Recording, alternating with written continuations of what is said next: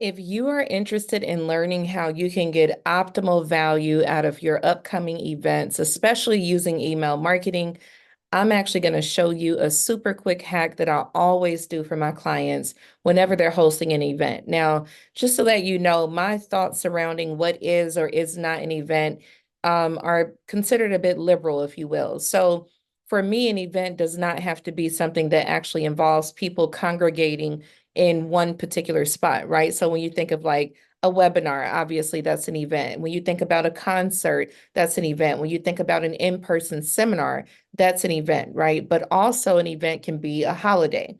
So if I just wanted everyone to join forces in honor of Malcolm X, for example, on his birthday, May 19th, then I can actually turn that into an event as well. You all know that there are holidays made up for all sorts of things around the world, okay? I didn't even know that Grandparents' Day existed, but technically that is an event. So I do want you to understand that as I'm sharing this information with you, I'm doing so letting you know that my thoughts around what is or what is not an event are a bit liberal. With that being said, just to keep things very simple, I am going to share with you some emails that are written for the traditional understanding of an event, which again would be like a webinar or an in-person seminar or a concert. Okay, so this is how you can get optimal value out of your events. So I am going to share my screen, and here you will see the opens, clicks, cash email templates. Okay, so these are templates that were written by me. In fact, let me introduce myself. So those of you who are not aware, my name is Maria Lloyd. I am the owner of an email marketing firm named Opens Clicks Cash. I'm also the author of a book titled Words Are Wealth. I'm on a personal mission to help as many small business owners as possible reach their first six figures in business. If that mission resonates with you, I want to invite you to come along with me on this journey by simply liking this video, subscribing to this channel, and making sure that you hit that notification bell so that way you'll be notified when I release new content. So now, with that being said, I have been a copywriter for 20 years now. My career started on the college campus of Clark Atlanta University in 2004, and so here we are. Now, if you are hosting an event, one of the questions that I'm often asked is like, how many emails should go in each sequence? Okay, that's a different video for a different day. I just want to go over the events sequence with you. Okay, so we can talk about how many emails should be in each sequence and all of that a little later on. But again, today we're just going to focus on the event sequence template.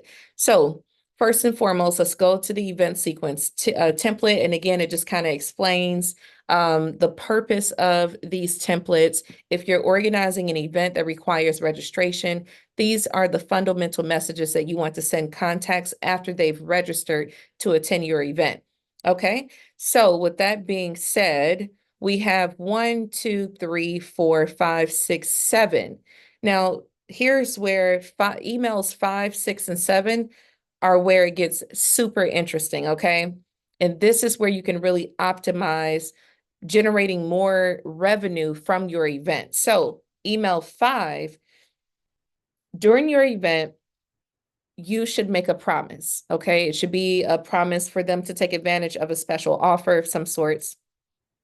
And so this email right here is to be delivered just 5 minutes before the event ends, okay? Because when you are sharing that promise, when you're letting them know, hey, I'm going to send you a follow-up email with more information about this opportunity, you want them to be able to check their email right before they leave. So literally before you wrap up your event, you want to ask everyone to check their email about the opportunity that you were speaking about early on.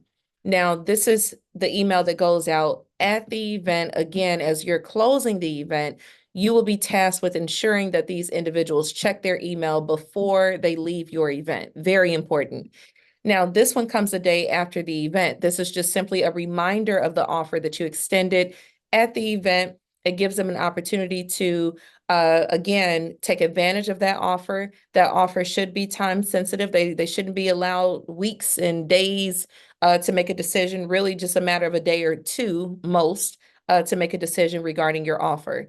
And then last but not least, obviously, the 1 hour reminder before the offer expires. This one's a very powerful one. And again, I'm telling you this because there is something that happens when you are talking to people in person. It's very difficult to get a no in person. Okay. It's very difficult to be ignored in person. It doesn't mean it doesn't happen, but it's a little challenging. So, this is why when you are hosting an event, it's important to give people instructions to check their email right before that event ends. And again, that's why email 5 is so important, because you want to make sure that that email is already pre-scheduled with the offer ready to fire off before the event ends. And then again, you want to have that other email pre-scheduled the day after the event to remind them, hey, you only got 24 hours to sign up. Make sure you do that now. And then last but not least, that final email that goes out, email 7, that goes out 1 hour before the event ends. So that is how you can optimize your revenue from live events with email marketing. And with that being said, always remember, content is currency and words are wealth. I will check back in with you again soon. Peace.